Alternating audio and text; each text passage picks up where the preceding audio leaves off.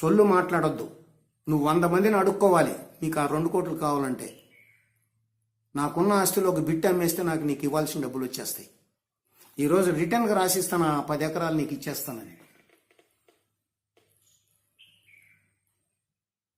సోయి లేకుండా చిల్లర మాటలు మాట్లాడద్దు. అసలు నీ కేటగిరీతో మాట్లాడుతూనే కరెక్ట్ కాదు.